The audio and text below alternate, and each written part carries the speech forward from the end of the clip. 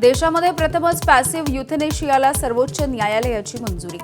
13 वर्षांपासून कोमामध्ये असलेल्या रुग्णाच्या जीवनरक्षक प्रणाली काढायला दिली परवानगी।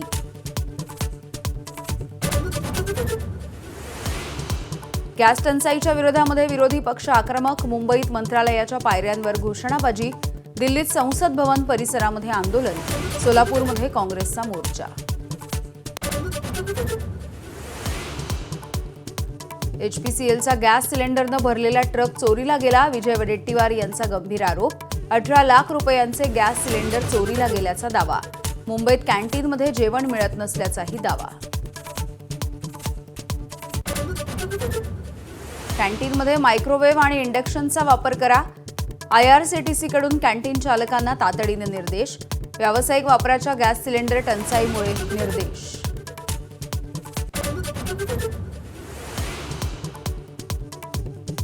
युद्धाचा हवाई वाहतुकीवरती मोठा परिणाम।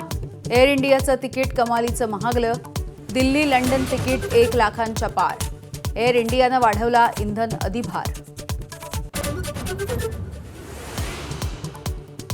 संसदेत अजितदादांच्या अपघातावरती अरविंद सावंत यांना बोलू दिलं नाही। कितीही अडथळे आणले तरी दोषींना कोणीही वाचवू शकत नाही।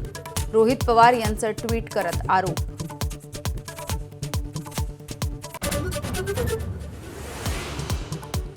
अजित पवारांचं नाव प्रतिमा वापरण्यासाठी कुटुंबाची परवानगी अनिवार्य। महाराष्ट्र धर्मादाय आयुक्तांनी जारी केले आदेश। उपमुख्यमंत्री सुनेत्रा पवार यांच्या विनंतीपत्रानंतर धर्मादाय आयुक्तांचे आदेश जारी।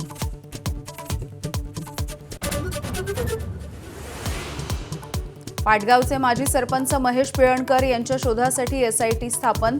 एबीपी माझाच्या बातमीनंतर पोलीस अधीक्षकांनी स्थापन केली एसआयटी। पोलीस उपअधीक्षक रामदास इंगवले एसआयटीच्या प्रमुखपदी। राहुल गांधींना नाशिक न्यायालयाचा मोठा दिलासा। याचिकाकर्त्यांनी याचिका मागे घेतल्यामुळे खटला निकाली। भारत जोडो यात्रेच्या दरम्यान अवमान केल्याचा होता आरोप।